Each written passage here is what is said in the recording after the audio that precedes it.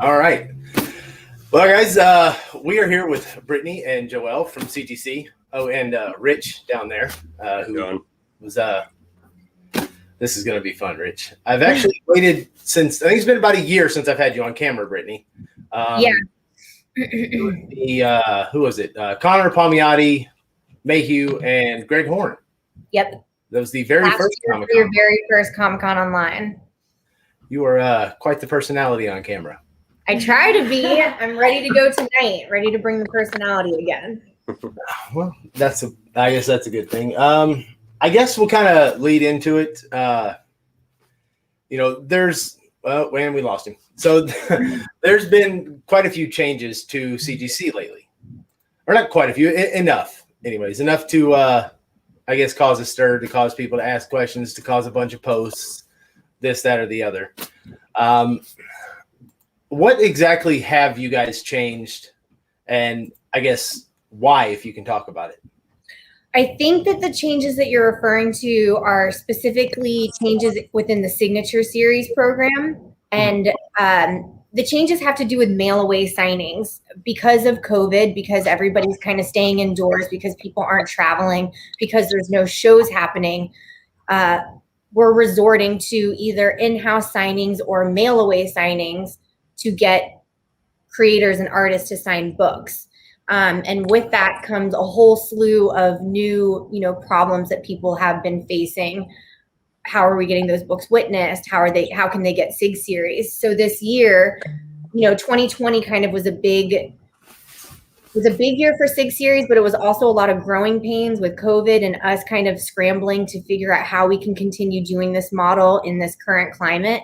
And so I sent an email out early this year to all of the facilitators, thanking them for their patience with us in 2020 as we kind of revamped our program, and then outlining the different ways you can send a book in for SIG series and what's required.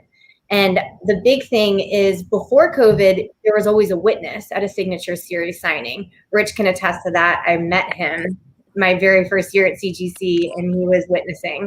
My very first year of witnessing. Yeah, yep. That was a while ago. So that's always how signings worked. You had a facilitator set up a signing, or they would go to a show and they would have a witness watch the artist sign the book. Now with mail away signings, people are mailing their books to an artist's home, and they're signing the books and filling out a creator agreement and then sending the books to CGC. Yeah. I mean, it's been absolutely it's definitely been a very helpful process during these times. I mean, I know everything's got its growing pains and everything, but it has been nice to see some sort of system put in place where it didn't just get axed because of COVID. And that's what we were kind of afraid was going to happen when in March of last year, I became the Signature Series director in December 2019. So I had only been doing this for 3 months.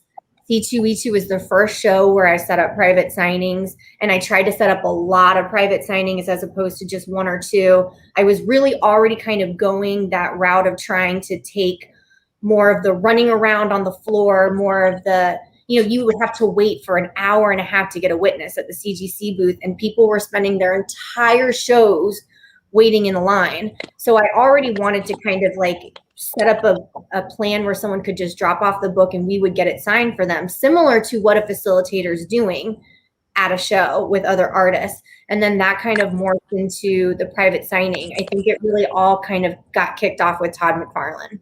Yeah. We did signing with Todd. He asked to have that at our office. It worked really well. If there was a problem, we have all of our supplies, the whole facility at our disposal for any issues. And we just saw how easy it kind of was. So when COVID hit, I jumped immediately to, what if we just had people at our facility do signings? And the first order of business was, what about facilitators? Well, facilitators can send in for those. And also facilitators doing mail away signings, and how CGC can promote them and help drive business to them as well. Because there's a lot of facilitators. Corey, you're a great example, who works with a lot of artists that are international. Scott's Collectibles, that's a great facilitator who works with tons of international artists. Those guys aren't coming to our facility anytime soon. So how can we promote their signing so they can also, reach more customers, get more books done, help the artists during these times. It's meant to be a win-win-win for everybody involved. And it definitely has been. I mean, it's for the common person who just is like, I want to get my book signed, I want to get a grade and not deal with any of the fuss. Like, your private in-house signings have been really stellar, always big names.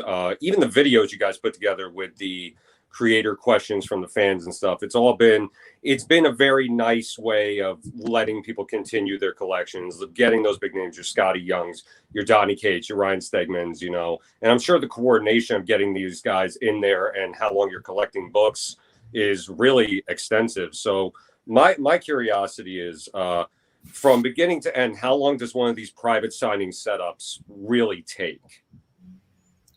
From getting someone to agree to do the signing? Yeah, like you had Donnie and Ryan in, and how long is it from how do we get these guys in to how long is book collection to getting them actually there signing the books, and how long does it take to get all that taken care of? So yeah, it is kind of a bit of a process. So Donnie and Ryan were a little bit easier because they had come before. This was their second time. But I'll just say somebody from scratch. Like we got Kevin Eastman. So how I went about doing that one. I mean, the first order of business is, do you have their contact information? Do you know that person? Do you know that artist? Are they repped by somebody? If someone is being repped by somebody, then the first order of business is to go to their rep. You can't go around somebody's rep and go to the artist. That's just shouldn't be done.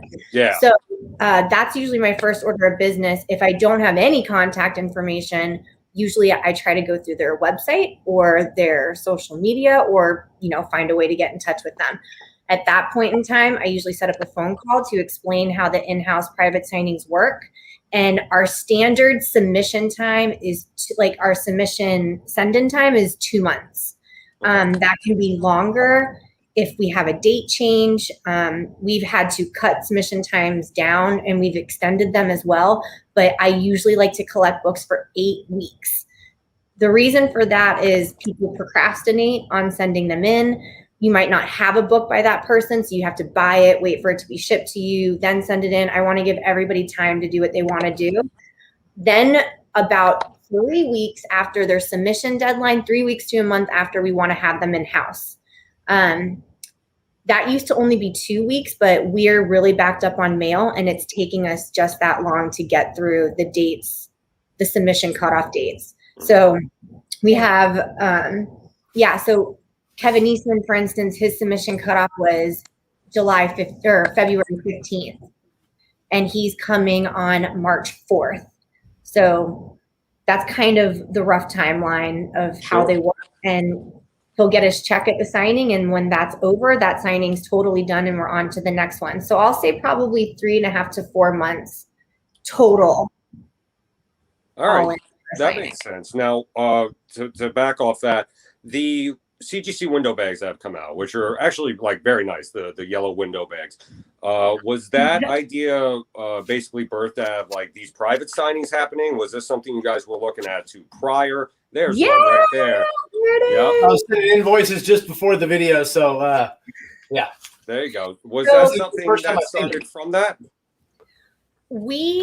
I don't know if you remember, but Justin Hess actually was one of the ones who created those blue bags a while ago as a solution to not re-bag your book after it got signed. The only problem with those is that they were side loaded and they had adhesive. And so we had too many issues with damages with those books. So we created a top loading one without adhesive that could fit modern, bronze, and silver age books. And that was in the works before the private signings started. Okay. And it was accelerated when we started doing those, because even though we asked for everything to be sent in with a window bag, 95% of submissions do not come in window bags. No, they don't. And I would like to just touch on that too, really quick, because I hear a lot of people saying they didn't do my color or it wasn't in the spot where I wanted it. If they don't come in a window bag, they go in those yellow window bags where the whole front cover is exposed and the artist is going to pick their spot. And if they don't come in a window bag at all, you don't get to choose where it's going to be unless you cut your spot yourself. So those are the CGC window bags. And I also would like to say that we will send them to facilitators that need them. So if a facilitator needs them because they're doing a massive signing, they can reach out to the SIG team and we'll coordinate sending some of those to you. I can attest to that, as when I was at Midtown Comics, I was talking to you and you were able to get those out to us very easily and very promptly. So definitely, if you're a facilitator looking for those window bags, very easy to obtain through you guys. It's beneficial for us, for everybody to have them. So we want to get them in everybody's hands as much as possible. Absolutely. It's definitely very helpful. I was doing that James Tynion signing, and those yellow bags were way more helpful than the blue bags. So, definitely top marks on those. You have to rebag books after they're signed, not to mention the risk of mishandling something. Yeah. What are the prices on those bags? Pardon? The prices on the bags for the average customer. What? We sell a 25 pack of bags for $12.50. Okay. So about for facilitators, there's a different price. We will send them out to facilitators. They can just email us. Corey's happy. Corey, I'll put some in the mail to you tomorrow with your books that aren't getting picked up. That was my fault, to be fair. I saw the email and I just kind of forgot about it. It happens when you get like 100 a day. Oh yeah. So one of the other things too, and I'm just, CGC is like definitely something I enjoy. It's the only way I like collecting my books, really. So this is good for me, just to be able to ask questions and stuff like that.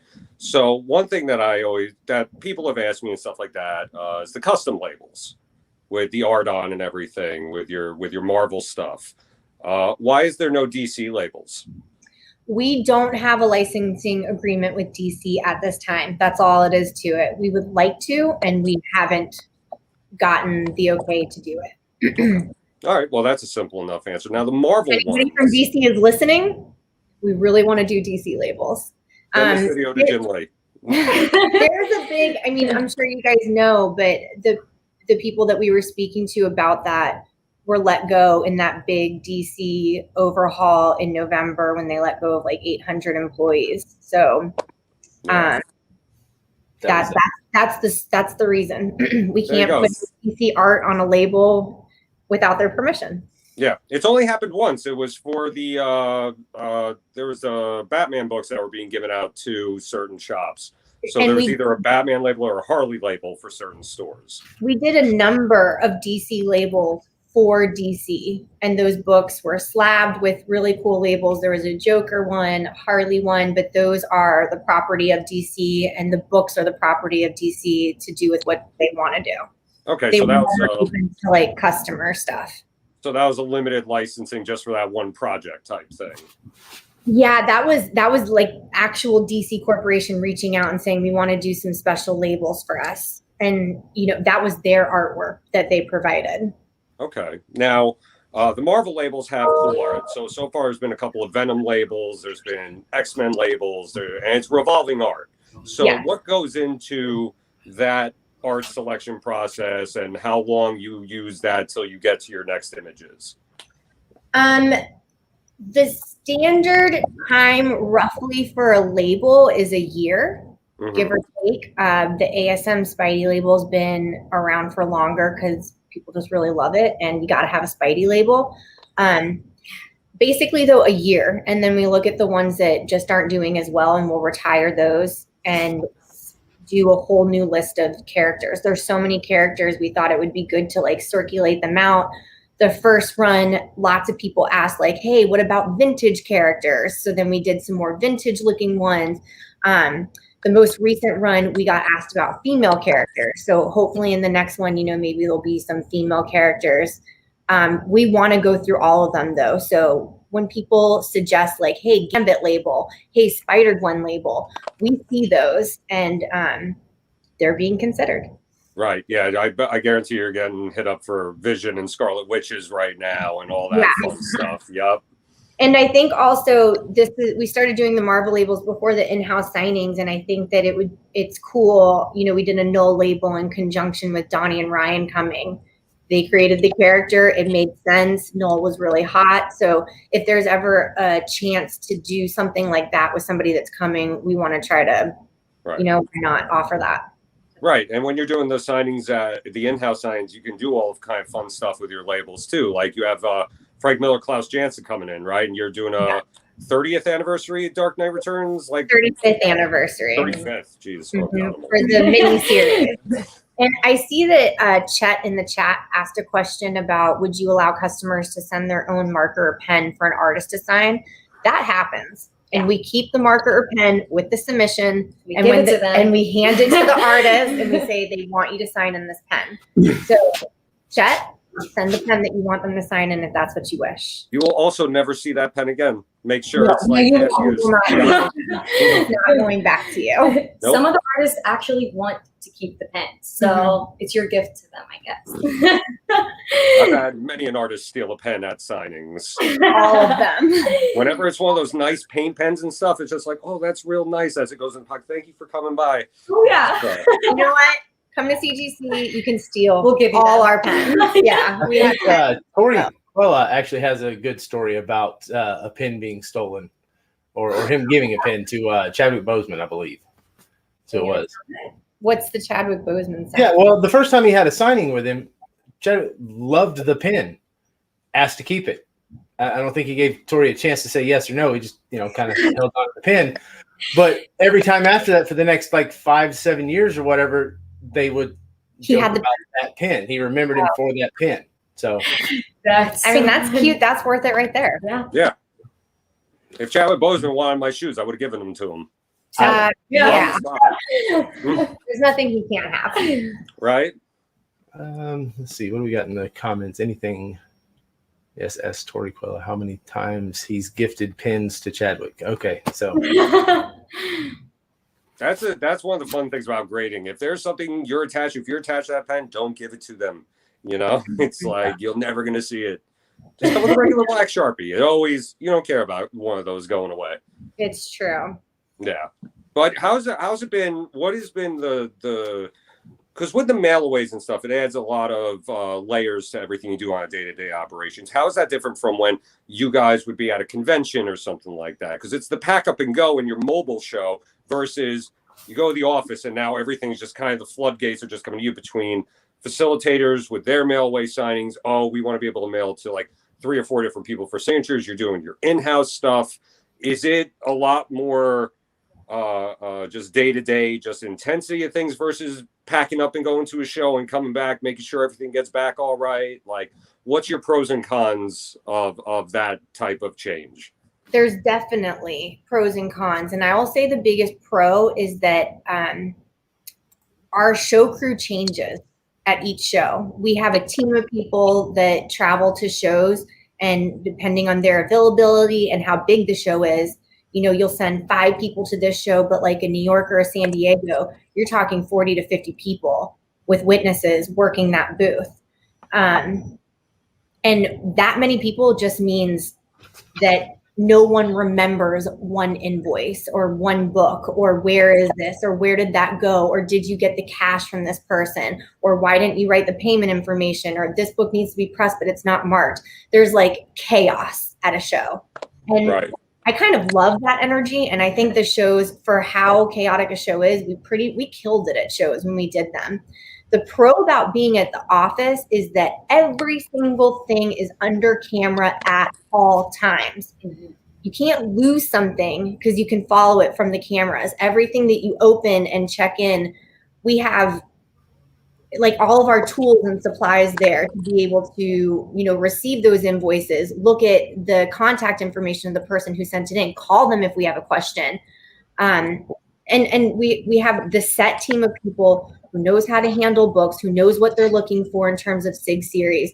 I wish that we were doing this interview actually in the room where Joelle and I work, and it's just the SIG room, and it's a huge, massive room filled with signature series books that are being sorted, opened, put into boxes for private signing, getting prepared for a private signing, getting rebagged because they came in from a facilitator in window bag. I mean, that's all they do all day long for 9, 10, 11 hours a day.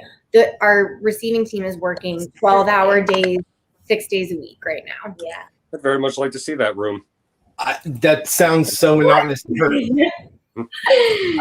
I do not envy them, but good on them for doing it. I don't understand how anybody could do that. Man, I'm thankful for them. With all the books that go flying at them, better than you, Corey. You know, Hey, Corey be running around throwing books just like forget it. I'm still stuck on the camera thing. Right, can we get camera on my keys so I can stop? When we have the artists into our facility, we always give tours of our building. And if anybody's been, you know that CGC is under like lock and key. It's like Fort Knox to get in there. So whenever we give a tour, every single artist has said, I can't believe how big this is. I thought you guys were going to be, 10 people in a strip mall. Like a kiosk. Yeah, like a kiosk mall. But we have a 60,000 square foot facility and 350 employees. Wow. So we have robots. We have robots encapsulating stuff. So we're not a small facility. So doing it at CGC gives us, I guess, maybe like the support that comes from just physically being at the building with everything that you could need. Who was most impressed by your tour? I feel like it should be Todd, because I feel like he just is so whimsical and have so many questions. Todd loved it. I don't think Todd was expecting how big it was, but Todd spent his whole time in the conference room signing. He tried to sleep under the table in the conference room. I'm not exaggerating. Is there plans for Todd to come back? We do not have like a set date, but we've talked about him coming back. Yes. Okay, cool. So that's a good thing for people to look forward to, Yeah, no set date though. I don't want to get anybody's hopes up with like a timeline or anything like that. I don't know. There's no set date right now. Okay, that's good, because my hopes were getting up just now. I can see it in your eyes. Finally. A year ago is the first, I guess, in-house signing that I remember. The one that kind of we were a part of. I'm sure you probably had one or two prior to that. Only one prior to yours. Clayton Crane, I think, was the only one that came before we did the Amanda, Jimmy, Greg, and Mike Mayhew one. Yeah. Well, that's awesome. Didn't know that. But what have you guys, I guess, changed from those first 2, 3, 4 to the ones that you're doing now? Have you made any adjustments as far as the way you broadcast, the way you interact with fans, the way you treat the artists, the way you, whatever it may be? I mean, so Joelle started in August and her first signing was Mark Bagley, which was a really big one. First one. Did you notice differences? I can definitely say that we've improved the production value of the videos that we put up from the signings. John Bullerjack does all of our video stuff and he's incredible. And I think that there's still so much more to do there in terms of fan interaction. Not all artists like to go live, but if there's an option or someone's willing to go live, we did that with JDF. That went over really well. Yeah. Mark Bagley also went live. That went over really well. So if an artist is ever open to doing that, we want to, because that's the best for the fans. Yeah, they can still have the connection there, feel like it's still kind of the show, but. And I think other things that we've tried to do is team ups if it's possible. Like like Klaus and Frank. Last time we had Frank here, a lot of people asked, like, can you get Klaus Janson? Can you get Klaus Janson? So let's get Klaus Janson. We had we had Scotty Young sign and everybody was asking like, oh, you got to get Umberto. And now we're doing Umberto, but it would be great later on if we did Scotty and Umberto for Strange Academy. Yep. So if there's a way and they're willing to come together, then, I think offering dual signatures is always good, because at a show you could have gotten that if they were there. Well, yeah, as far as the double sign, 3-time sign books and stuff like that, your in-house signings are definitely the easiest, most streamlined way to do it. For sure, which has been phenomenal on your part. Thing about the in-house signings is just that it comes with, a support team, like the customer service team. That's 15 people that are there to answer questions. Plus the SIG team that's prepping all the books. There's just like a lot of manpower behind making it happen. And that's another benefit of doing it there versus a show where that's not what everybody does every single day. Right. And everybody's been fantastic. I've talked to the customer service team a lot. Everybody's great. Just a great group of people. Now, I'm going to ask a little bit more of this could be like, I guess, like a little bit more of an obnoxious question, but I know the turnaround times have gotten a little bit slower. I know people have been waiting for things for a couple months here or whatever. I know you guys are playing catch up with stuff between all the signings. When do you feel like roughly you'd be more up to that normal 27 to 30 something day turnaround time? Do you feel like you're going to get caught up to that, or is it just so much stuff happening at once between all the facilitators and the in-house that until COVID kind of shakes out, we're going to kind of be living in that world? No, I don't think that we're going to be staying in that world. I think that we started to just get more books in general, not just with the private signings, but Blue Label stuff. And I think that is a reflection of people just being at home more and having time to go through their comic book collection, or they're online and they're watching these videos and they're like, what are those plastic things that people's books are in? Maybe I should get that. And they're testing it out and exploring and seeing what it is. I think we have a lot of first-time customers, and I think we have a lot of repeat people who are sending in stuff because, I don't know, maybe they're out of a job and they're going to sell some books, or, you know, they're at home working from home and they realize they've been meaning to send in books to get graded forever and they're just doing it now.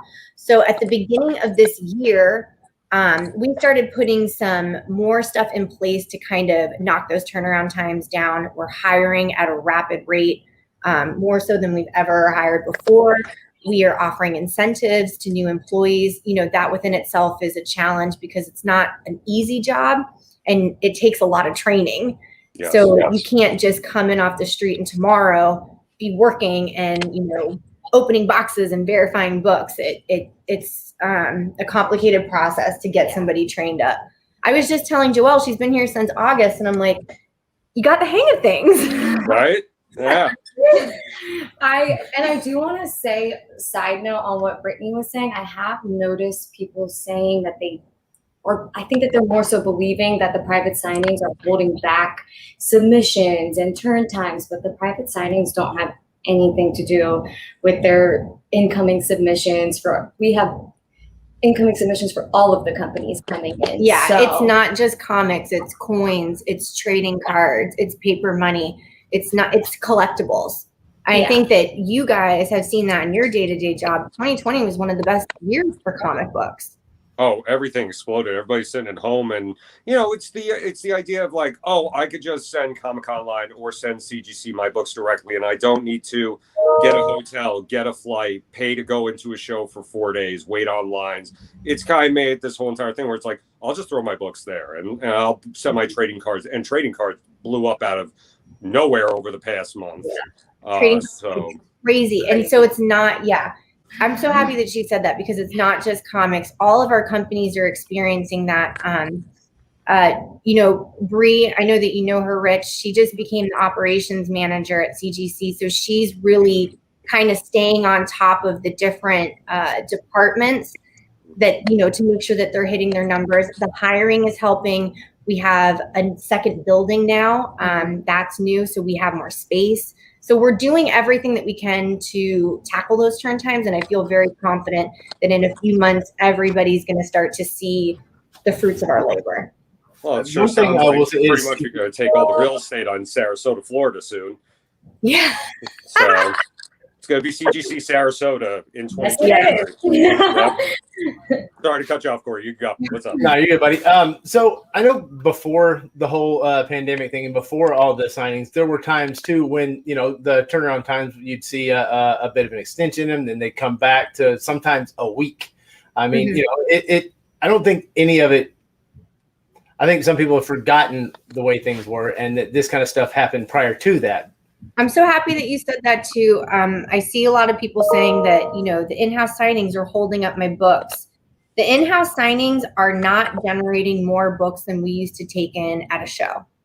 That it's not happening. We would take in either equivalent or way more books at a show than we bring in for a private signing. And when our turn times in the past used to suffer, it would be in the height of con season when we had San Diego and C2E2 and Emerald City and Baltimore and all these books or all these shows where we were taking in tons and tons of books at a time. So we are getting set up where even an influx of books for a given time shouldn't slow us down. You know, we need more people, more space, and we're doing that right now. And as Brittany mentioned, we do have a whole team that's specifically set to open the packages, go through the mail. They're never a part of the private signing when it's currently happening. They're still opening all the incoming packages, working so hard. They're not taking a break from that to help with the private signings. That would be me and Brittany doing that, and we don't open the mail. Mm-hmm. Right. You know, and, you know, prior to COVID, you guys are going to shows, which has an artist alley of 30 to 150 artists on top of mail away signings, store signings, all that stuff that was going on prior to this anyway. So the only aspect that's changed, there's no convention signings, but now there's just more people in the know of saying, I want to do CGC. How many collectibles have you guys graded now? I know it's over like 7 million or something Over like that. 7 million, yeah. I wouldn't be surprised if we hit 8 probably quite sooner if we haven't already. Yeah, wait to see that announcement next week. Yeah, because trading cards is included in that now. So. Oh, is it? Yeah, trading cards is part of CGC. Oh, wow. That's cool. So somebody gets 50 trading cards done in one go, and all of a sudden that number just jumps up. Yeah, because CGC does comic books, concert posters, prints, photos, and trading cards. So that would be all, and magazines. Those are the collectibles. So those would all count towards that number. So with prints, say there's a original cover art that's 11 by 17. Would you guys grade that or no? Not original art. Not original art. Not yet. Ooh, not yet. Okay. I imagine I know some people that are kind of going to be upset because they own the art now and it's broken chain of custody and all that stuff. There'll be that kind of flustering, I'm sure. Oh, there's always more art to buy. About doing authenticating original art is being able to authenticate the provenance of where it came from and that it's not a reprint of the first, like that it is the original. And I think that when we solve that problem, we'll start doing original art. That's awesome. Because I have original art now. I'm just like, yeah. Original art's going crazy right now too, just like all the other collectibles. That's been insane. Yeah, I mean, COVID happened. Everybody's like, we're getting extra money from the government. I'll buy that, $500 sketch from that person I normally wouldn't have bought. Or, this guy, somebody on our show the other day bought the original to the Department of Truth cover by Jay Lee. Yeah, $5,000. $5,000. So I probably want to get that graded. Yeah, I was talking to Tyler Kirkham the other day, and he just sold a piece of his original art to somebody, and he was trying to send it into CGC. And I told him that we're not ready to be doing that yet, but we might be. Don't have a timeline on that. I don't want anybody to get their hopes up. But I told him that he should hang on to it, even if that guy was going to pay him for it, just in case for provenance. Yeah. So we'll see.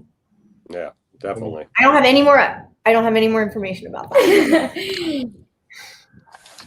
Let's see. Rich, do you have anything pertaining to, I guess? Oh, I fanboyed out this entire half hour. I'll let you. I know. I watched. I just kind of sat here like, all right, I'll talk sometime. I always love talking to Brittany, and Joelle's fantastic. So I'm good.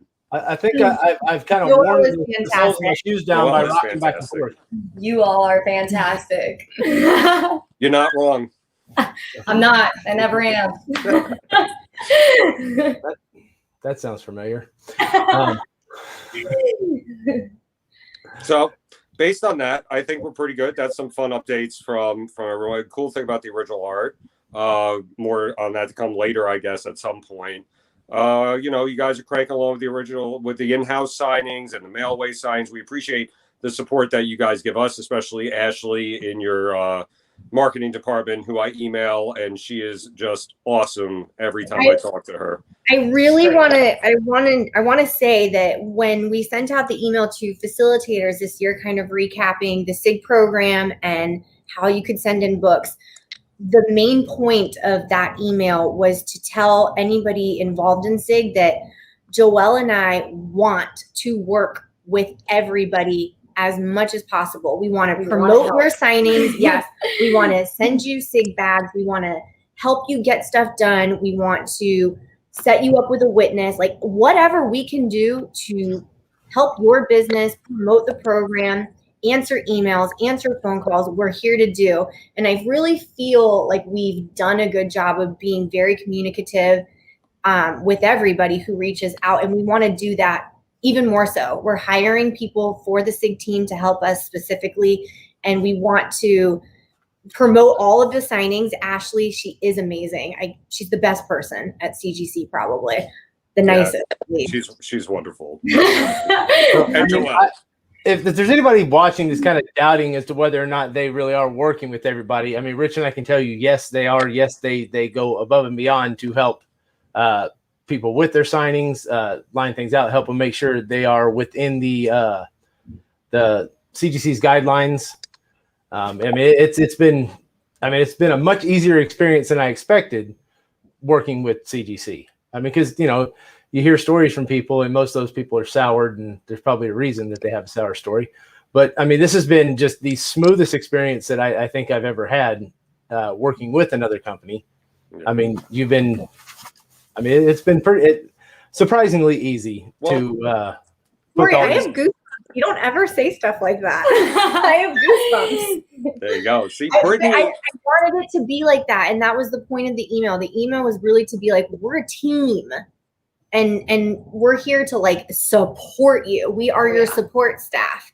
You got a signing? What do you need from us?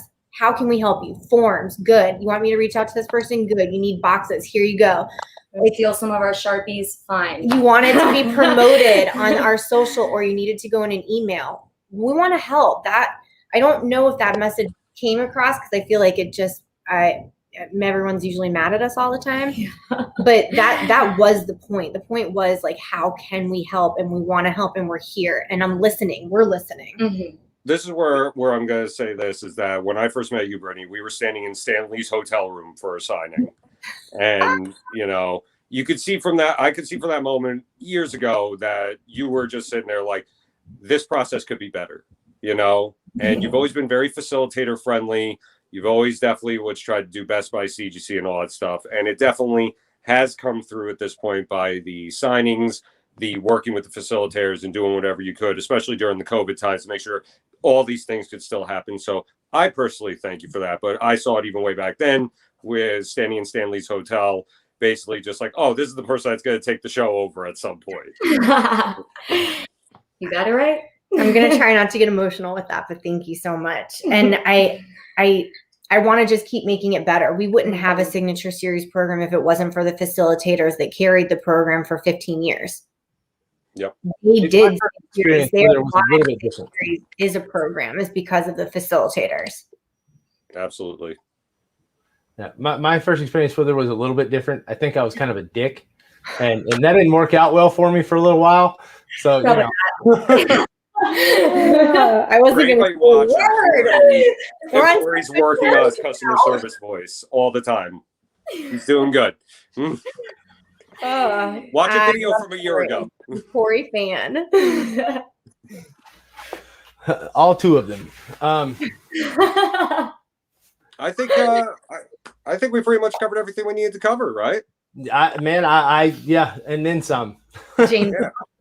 We've had James Dawson, Rich Hen, a bunch of witnesses, facilitators, all chiming in, nothing but praise from those guys. All people that I respect. So, and they all respect you guys. So, I hope so. Too. Yeah, not Corey. Yeah, not me. They just tolerate me. So I want to. The message, the takeaway from this is, if you're out there and you want to do SIG, or you're put off by it or something, reach out.